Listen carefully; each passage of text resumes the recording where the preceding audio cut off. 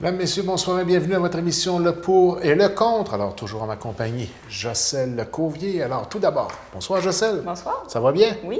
Alors, un sujet dans les étoiles aujourd'hui, c'est bien ça? Effectivement, lié à l'actualité. En fait, au début janvier, il y a Hillary Clinton qui disait son désir de faire la lumière sur les extraterrestres, les ovnis, etc. Donc, ça a fait les manchettes. Donc, on va parler d'ovnis aujourd'hui. Donc, tout de même surprenant quand même qu'une candidate à la présidence des États-Unis souligne un tel sujet au point de vue public. Donc, ça prouve qu'il y a réellement un intérêt, du moins de la part des Américains, à éclaircir ce mystère qui fait encore jaser beaucoup de nos jours. Effectivement, c'est pas le genre de thème qui fait partie des enjeux électoraux habituellement, parce qu'évidemment... nous, ici, c'est la marijuana, eux, c'est les ovnis. Eux, c'est les ovnis, à chacun ses enjeux de société. Donc, Mme Clinton, candidate, qui disait que si elle est élue, elle promet de faire la lumière, d'aller au fond des choses, etc. Et oui, c'est surprenant de la part de Mme Clinton. Et donc, 3 semaines plus tard, après cette annonce de Mme Clinton, la CIA a décidé de déclassifier plusieurs des dossiers concernant les ovnis. Déclassifier, qui veut dire? C'est-à-dire, c'était des dossiers top secrets qui n'étaient pas accessibles pour les gens. Donc, rendus publics. Donc, rendus publics sur leur site web, le site officiel de la CIA. Donc, c'est des observations de 1947 à 1978 dans plusieurs pays du monde. Les dossiers sont divisés en 2 groupes. Donc, il y en a la moitié que ce n'est pas en faveur des ovnis et l'autre moitié, ce serait des dossiers qui seraient en faveur de l'existence des ovnis. Et on a fait ça un peu sur le thème de l'émission X-Files qui recommence. Donc, on disait... C'est vrai, ça. Donc, Scully et... j'oublie... Mulder et Scully. Oh! Voilà. Donc, ce qu'on disait, c'est que Mulder aimerait ces dossiers-là, Scully aimerait ces dossiers-là, parce que dans l'équipe, il y a un sceptique et l'autre qui croit aux ovnis. Donc, la CIA qui dit avoir fait ça pour souligner un peu l'émission, un clin d'œil, mais pour beaucoup de gens, on trouve ça un peu spécial que la CIA décide comme ça. Est-ce qu'on prépare le terrain à la fouille que Mme Clinton veut faire? Donc, ça a fait pas mal les manchettes, là. Aussi, en janvier de l'an dernier, il y a l'armée américaine, la US Air Force, qui a déclassifié 129 491 pages des documents secrets sur les ovnis. Donc, c'est pas rien. Donc, ça, on remonte à janvier 2015. Donc, c'est des histoires qui se sont passées entre 47 et 69. C'est accessible en ligne. Ça contient plusieurs cas du projet Blue Book. C'était un projet aux États-Unis qui tentait de faire la lumière sur le phénomène OVNI dans les années 50-60. Et sur 12 618 cas, il y en a 706 qui sont restés inexpliqués, quand même. Donc, on n'a pas eu aucune idée, est-ce que c'est un phénomène météorologique, etc. Et Dieu sait que l'armée américaine est excellente pour trouver des raisons. Des ballons sondes, etc. Et donc, si on remet dans le contexte le phénomène OVNI, la première tentative pour communiquer avec les extraterrestres, ce fut en 1974. Il y a 42 ans. Ça fait quand même un petit bout. Avec le message d'Arecibo, c'était un radiotélescope. Et donc, le message, ce qu'il faut savoir, va mettre 25 000 années à se rendre à destination. Et ça va prendre autant d'années pour revenir si on a une réponse. Donc, évidemment, c'était plus une façon de démontrer notre savoir-faire que d'obtenir une réponse de notre vivant. Et je te laisse poursuivre. Donc, l'équation de Drake, alors on va en donner une définition, parce que c'est quand même un vocabulaire particulier, entendons-nous. Oui. Équation de Frank Drake en 1961. Alors, l'équation de Drake, ça sert à estimer le nombre potentiel de civilisations extraterrestres avec qui nous pourrions entrer en contact dans notre propre galaxie. Ça tient compte du nombre d'étoiles contenant des planètes, nombre de ces planètes habitables, nombre de civilisations extraterrestres qui désirent communiquer avec nous, durée de vie moyenne d'une civilisation, etc. Alors, autre affirmation aussi qu'on va donner une définition, paradoxe de Fermi. Alors, ça date de 1950 et l'expression a été inventée par Enrico Fermi. Alors, s'il y avait des civilisations extraterrestres, leurs représentants devraient être déjà chez nous. Alors, où sont-ils donc? Oui. Le Soleil est plus jeune que beaucoup d'autres étoiles existantes, j'imagine? Donc, on considère que puisque beaucoup de soleils sont plus âgés que le nôtre, donc il y aurait des civilisations beaucoup plus anciennes que la nôtre qui seraient probablement capables de voyager. C'est un peu ça le paradoxe. Là. Il y aurait trois solutions pour évaluer tout ça, j'imagine? Pour ce paradoxe-là, oui. D'accord. Oui, statistiquement, je l'ai dit, très peu de chances que la vie comme la nôtre apparaisse. Il aura fallu un univers entier pour qu'elle apparaisse une fois. Fait référence à la nôtre. Donc, c'est un des camps. Il y a trois camps. Les gens ne sont pas d'accord pour résoudre ce fameux paradoxe-là. Mais la première hypothèse, oui, c'est que c'est tellement exceptionnel l'apparition de la vie que statistiquement, ça prend un univers entier pour qu'elle apparaisse une fois. Donc ça, c'est ceux qui croient que non, il n'y a pas d'autres personnes. Les extraterrestres existent pour différentes raisons. La communication ou les voyages interstellaires sont impossibles ou jugés non souhaitables. Donc, autre hypothèse, un autre camp qui dit oui, il existe, mais ils ne sont pas capables de venir ou ils n'ont pas envie de venir. Et, parenthèse, écoutez le film Capax qui parle exactement de ça avec Kevin Spacey, excellent. Et ça parle justement des extraterrestres qui trouvent que la planète Terre, l'humanité, sur Terre, ce sont des gens qui s'amusent à s'auto-détruire. Un portrait de la société humaine là, très juste et moi, j'ai adoré. Le rôle de l'extraterrestre, c'est par Kevin Spacey. C'est Kevin Spacey, oui, exactement. Et tout le film, c'est qu'il rencontre un psychiatre et il juge, si on veut, la société humaine. C'est vraiment bon.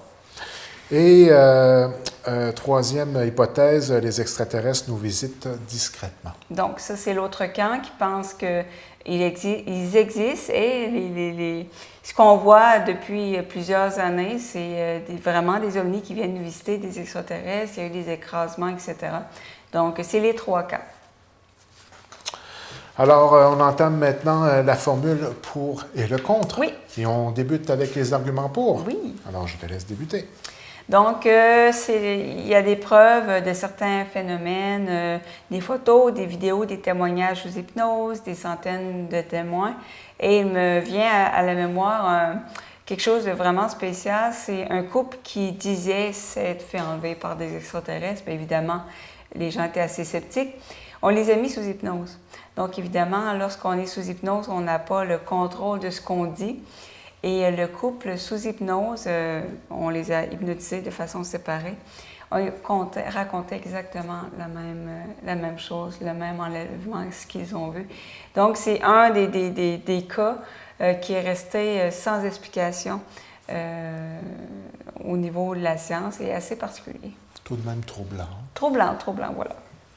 Plusieurs témoignages. Alors, un commentaire de IT. Pour ma part, je connais 2 personnes qui en ont vu, carrément. Oui. Et la plupart des gens connaissent au moins une personne dans leur entourage qui en a déjà vu. J'en connais dans mon entourage. J'ai déjà vu des lumières, je ne pourrais pas dire c'est des ovnis inexpliqués, si on veut, avec ma sœur. Et ça nous a marqué, on s'en souvient encore, même si on était assez jeunes. Mon père avait vu aussi des phénomènes particuliers quand il travaillait sur la garde de côte. Et ils étaient plusieurs témoins. Donc, on connaît pas mal tous des gens qui ont vu des choses inexpliquées. C'est quand même, ça fait pas mal de témoignages quand même. Dis-moi non, je sais, la participation par rapport à un sujet tel que celui-là, ça a bien été aussi? Ça a bien été. Les gens étaient plus... il a fallu plus que... Je les interpelle pour qu'ils participent au sujet parce que les gens, des fois, sont gênés de dire qu'ils croient à ça. Oui, c'est pas facile hein, comme sujet. Des fois, on peut avoir l'air un peu... Ben c'est ça. J'ai eu beaucoup de réponses en privé. Et moi, quand je mets le sujet, j'essaie de ne pas dire mon opinion.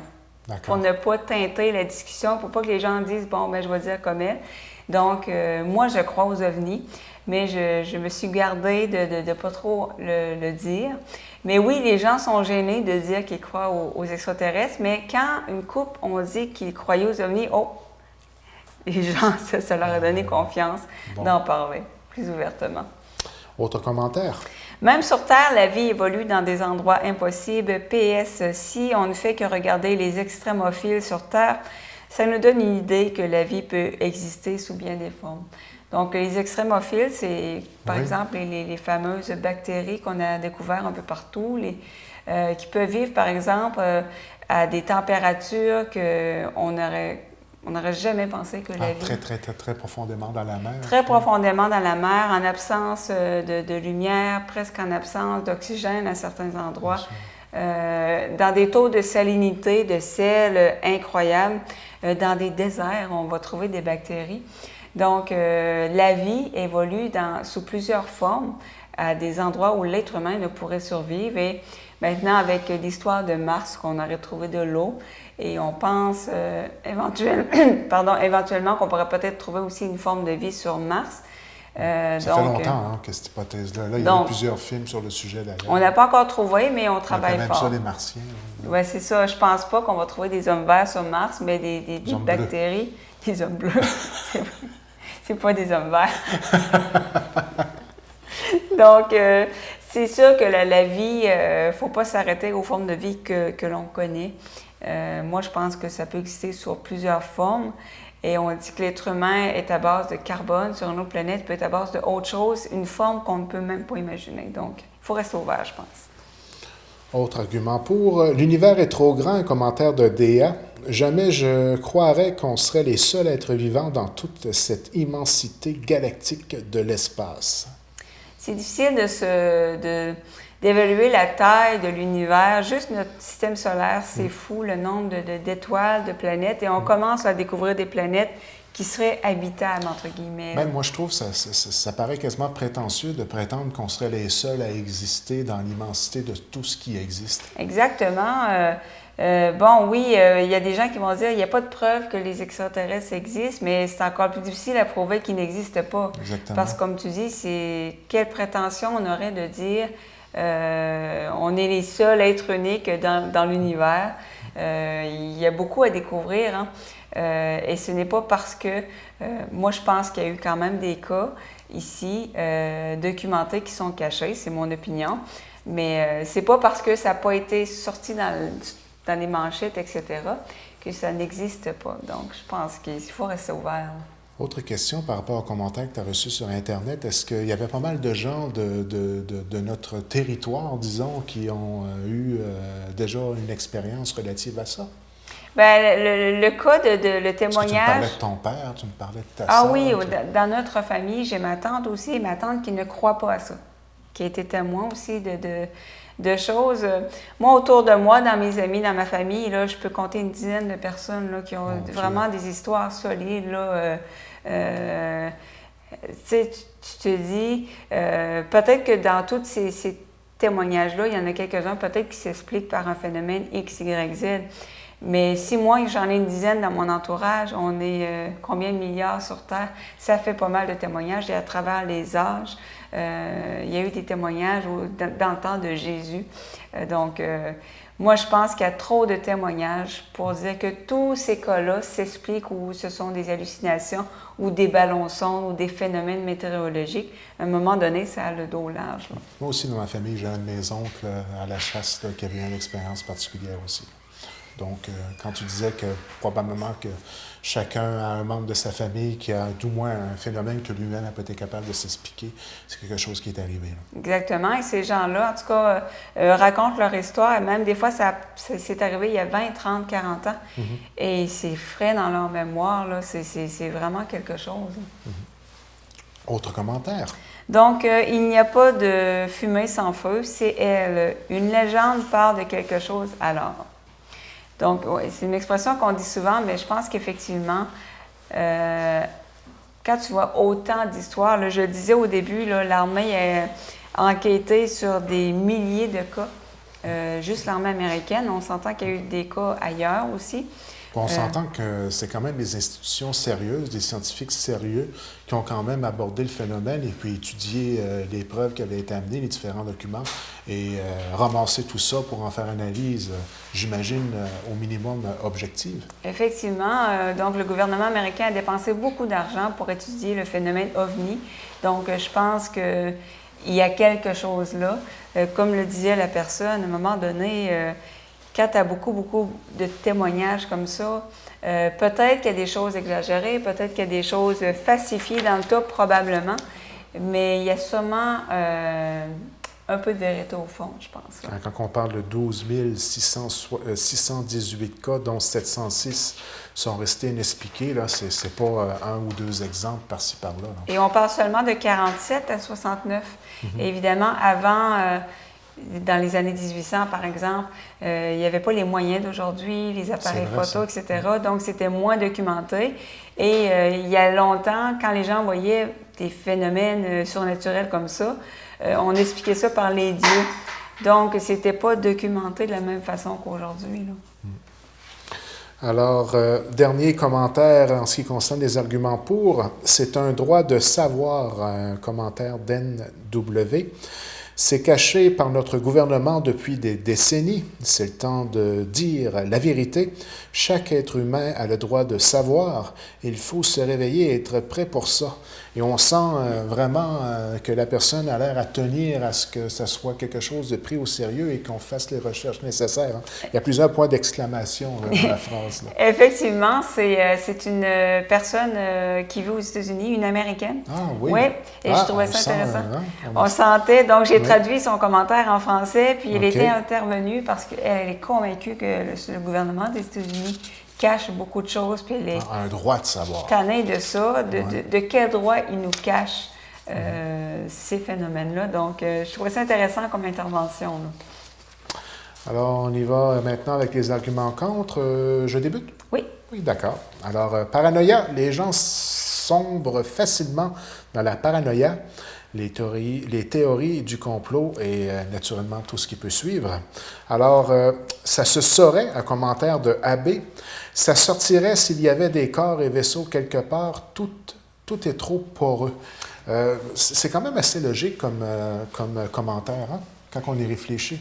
Bien, c'est sûr, il y a eu le fameux incident Roswell, que les gens ont beaucoup parlé, qu'on aurait trouvé une soucoupe volante, on aurait trouvé des corps d'extraterrestres. Là, à un moment donné, j'ai entendu récemment qu'il y en avait... c'est un quelqu'un qui travaillait à la CIA, finalement, et qui avait signé des ententes de non-divulgation, finalement, qui n'avait pas le droit de dire ce qu'il avait vu. Puis ça durait 40 ou 50 ans. Et le monsieur, il était très malade. On le voyait, là, je pense qu'il avait des problèmes au rein. Puis il a accordé une entrevue. Et il prenait des risques pour accorder cette entrevue-là. Et il racontait, entre autres, l'incident Roswell. Il a été à Area 51, la fameuse zone 51. Et lui, il disait que il a vu le fameux objet qu'on a retrouvé. Il a vu des corps d'extraterrestres et il y en avait qui étaient encore vivants. Je pense qu'il y en avait 2. Et lui, ce monsieur-là racontait ça. Et c'était très spécial parce que ça n'avait pas l'air d'un... Tu sais, des fois, il y a des gens... tu les sens plus ou moins crédibles. Mais ce monsieur-là dégageait vraiment la crédibilité. Il était sur ses derniers moments et sentait le besoin de raconter ça avant de mourir. Donc, Roswell, ça a sorti de partout. Je pense qu'il s'est passé quelque chose à Roswell. Est-ce que c'était au point qu'ils ont trouvé des extraterrestres? Je ne sais pas. Mais je pense quand même qu'il s'est passé quelque chose. Mais c'est sûr qu'aujourd'hui, en 2016, une soucoupe volante tombe à Val d'Espoir, ça va sortir de partout. On s'entend qu'avec les téléphones cellulaires, Twitter, etc., on est dans l'ère du direct. Tout le monde peut prendre des photos. Surtout que TVCGR peut diffuser directement en streaming de Val d'Espoir maintenant. Donc, s'il y a un ovni qui se rend là, c'est en direct, il n'y a pas de... Surveiller TVCGR qui va être sur TVCGR, c'est place. rendu mondial. Hein? C'est sûr. Donc, il va avoir une exclusivité d'entrevue avec l'extraterrestre en question. Donc, c'est sûr que dans tout ce qui se passe, dans toutes les histoires, peut-être que des fois, c'est exagéré ou peu importe. Mais à un moment donné, quand il y a plusieurs sources qui vont dans la même direction, ou des fois, il y a des cas, il y a des centaines de témoins, il y a des milliers de témoins. Comme le carrousel de Washington, j'ai découvert ça avec justement cette histoire-là de la CIA. Il y avait quoi, des centaines, des milliers de personnes. Et c'était plusieurs points lumineux. L'armée américaine a déployé des avions de chasse pour essayer de voir ce qui se passait. Policiers qui ont été témoins. Hein? Exactement. Donc, c'est des gens, par leur travail, c'est pas dans leur intérêt de falsifier ce genre de choses-là. Tout à fait. Les gens qui s'occupaient des radars disaient que ça accélérait de 160 km/h à 1000 km/h en quelques secondes. Allez voir sur Internet, Carousel de Washington, c'est quelque chose. Il y a une vidéo, j'ai vu la vidéo, des photos, etc. Donc, quand tu as des histoires comme ça, vues par des centaines et des milliers de témoins, c'est difficile de se dire que tout le monde a halluciné. À un moment donné, commencer toujours à expliquer par les ballons sondes et les phénomènes météo. D'ailleurs, il y a un météorologiste qui a parlé, parce que ça a été l'explication donnée par l'armée américaine. Et le météorologiste disait, c'est ridicule, ça ne peut pas être un phénomène météo. Donc, il y a des cas comme ça troublants. Donc, place explication dans les commentaires de la Madame des États-Unis. Oui, exactement. On aimerait que ça soit éclairci et qu'on y mette les énergies nécessaires pour, du moins, en arriver à une hypothèse plus solide, là, tant allant du côté est-ce qu'ils existent ou ils existent pas. Bien, tant qu'à avoir les explications de la CIA, les explications habituelles, honnêtement, j'aimerais mieux qu'ils nous disent on ne sait pas c'est quoi. Parce que des fois, on a vraiment l'impression qui nous prennent pour des idiots. Il y a vraiment des explications que ça n'a aucun bon sens. Ou il y a des gens qui utilisent la mauvaise information puis le manque d'information pour partir leur propre théorie. On n'a qu'à penser à Raël. Là. Effectivement, il y a aussi des gens... On avait l'occasion d'aller visiter sa navette spatiale directement chez lui, ça, c'est au Québec. Là. Ça, c'est autre chose, mais... Non, mais ça amène des choses comme ça, qu'on n'éclaircit pas, qu'on met pas les choses... Bien, il y a des gens qui vont partir avec, comme tu le dis, avec leur théorie. On le disait au début, il y a des gens aussi paranoïaques. On l'a vu avec le vaccin pour la grippe. À un moment donné, j'ai vu des théories du complot sur Internet que c'était fait pour rendre le monde malade. C'est sûr qu'il y a des gens qui vont facilement paranoïer sur plein de choses. Mais à un moment donné, il y a tellement de cas. Je pense qu'il faut prendre les gens au sérieux aussi, là. Autre commentaire? Il y a des dossiers plus urgents à financer que les ovnis. DR qui nous dit carrément c'est du gaspillage. Et effectivement, là, je pense que les États-Unis ont beaucoup plus urgent à régler, notamment dans le domaine de la santé. Nous aussi, d'ailleurs. Hein? Ah, nous aussi. Et je veux dire, j'aimerais pas que ce soit priorisé, même si je m'intéresse à ça.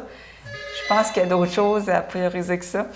Ça serait peut-être d'aller chercher des argents au niveau du privé et pas aller avec l'argent public là-dedans. Bien, d'ailleurs, c'est ce que Mme Clinton désire faire. Bien ça. Il y a un monsieur, je ne me souviens plus le nom, un multimillionnaire qui s'intéresse beaucoup au phénomène et qui a offert à Mme Clinton de l'argent et une très grosse somme, on n'a pas dit le chiffre, pour enquêter là-dessus. Et il pourrait avoir aussi un genre de membership autour des personnes qui y croient. Tu payes ta carte de membre, puis ça s'autofinance. Exactement. Un peu comme la plupart des organismes au Québec font, les organismes communautaires. Donc, c'est quelque chose qui intéresse des gens en particulier, comme tu dis, on pourrait financer. Comme toi, le club de minéralogie. Exactement. Vous avez du membership. Avec l'argent, vous faites des activités, puis vous financez vos activités. Exactement. Donc, ça pourrait être sur le même principe. Je ne suis pas d'accord, moi non plus, qu'on prenne de l'argent public, là, surtout là, avec tous les problèmes qu'on a, du moins au point de vue Québec-Canada. Effectivement. Non, je pense qu'il y a des choses beaucoup plus urgentes à régler que ça. À moins qu'il y aurait une menace réelle, évidente. Là, c'est autre chose. Oui, j'ai su, là, j'ai oublié le titre, là, l'invasion des extraterrestres, là. Il y avait Will Smith qui jouait là-dedans. Independence Day. Le numéro 2 sort. As-tu vu Oui, j'ai su ça. Malheureusement, Will Smith n'est pas dedans, mais le jeune scientifique qui était dans Jurassic Park est là. Jeff Goldblum va être dedans. Oui, non, j'avais aimé le premier. Là. C'est bon. Oui, ça va être très bon. Ça, oui. Autre commentaire, encore une fois, un commentaire, Clinton ne fera pas autrement que les autres, un commentaire de VL. Si Clinton est élue, elle fera exactement comme tous les autres avant elle, fermer sa gueule, tu ne fais pas ce que tu veux une fois au pouvoir. Personne qui parle d'expérience, je crois. Oui, bien, semble-t-il qu'aux États-Unis, il y a un gouvernement dans le gouvernement et que comme la zone 51, que c'est pas tellement le président qui est au courant de tout ce qui se passe là.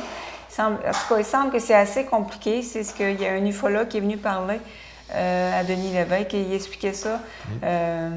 Que c'est ça. Que, par exemple, Bill Clinton, lui aussi voulait faire la lumière. Il aurait demandé à la CIA, OK, je veux vous rencontrer, savoir c'est quoi, qu'est-ce qui se passe. Et parce qu'il voulait parler aux gens.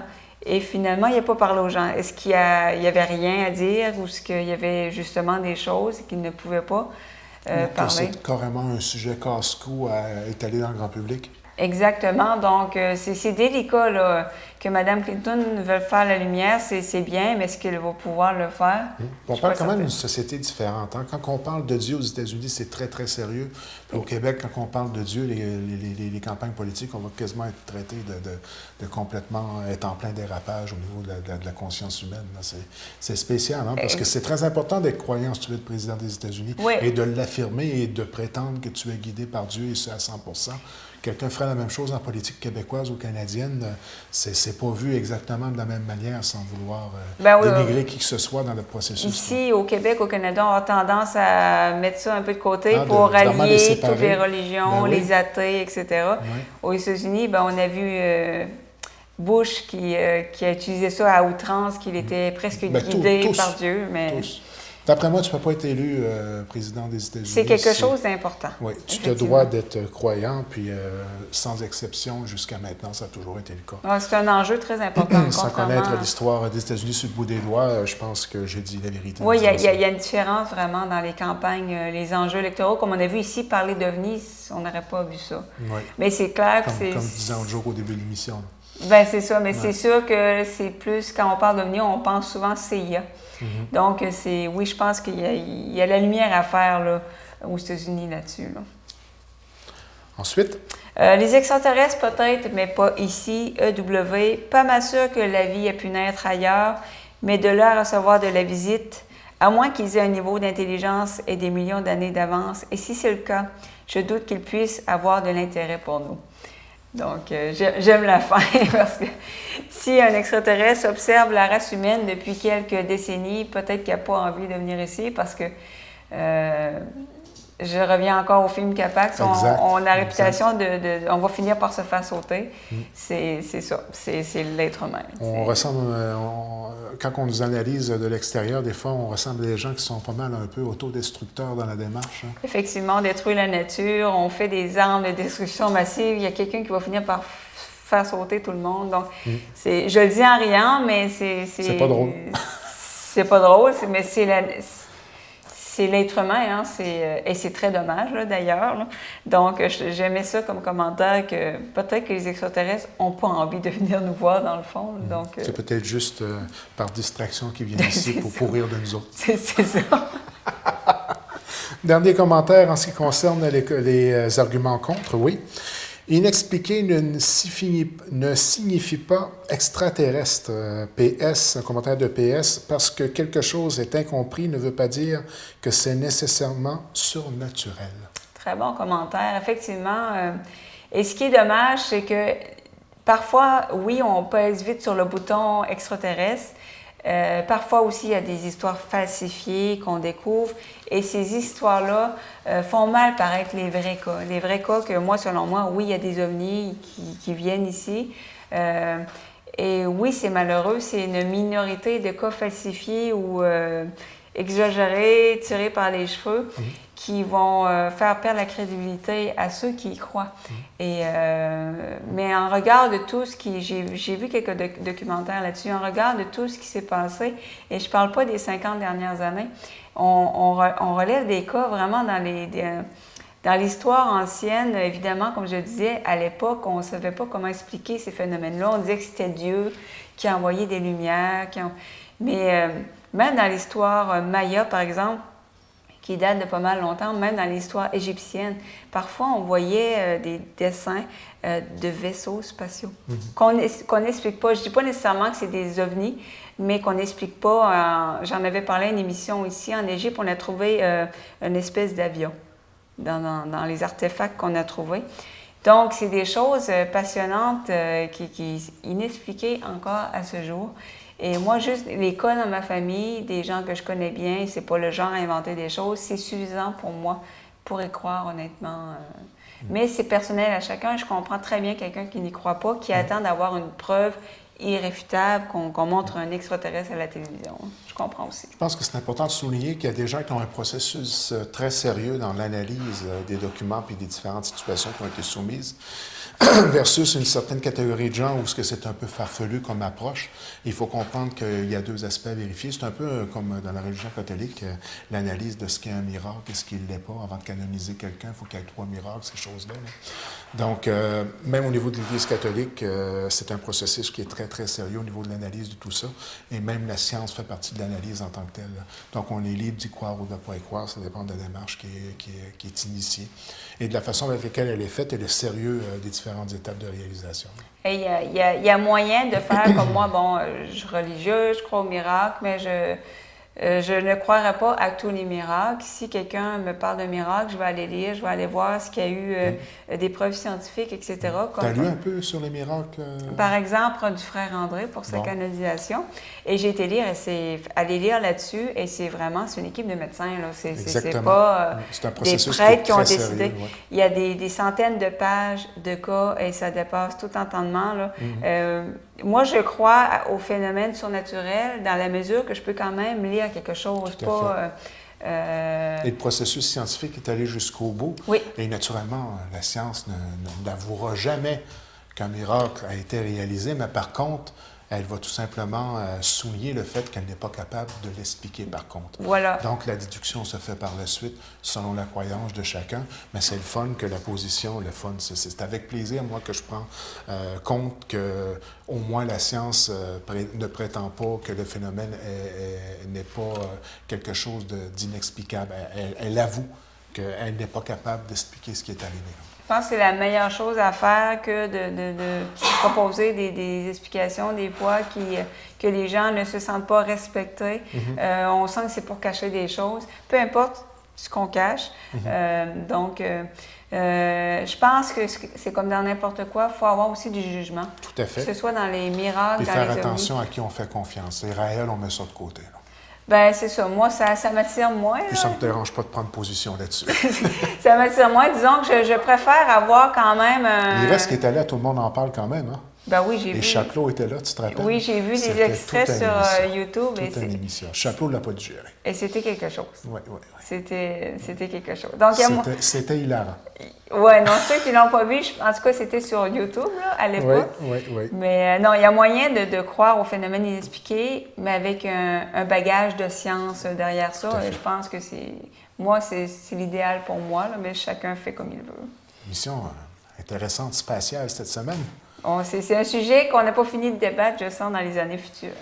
Et la beauté de la chose. Ça revient la semaine prochaine. Plaisir de se voir la semaine prochaine.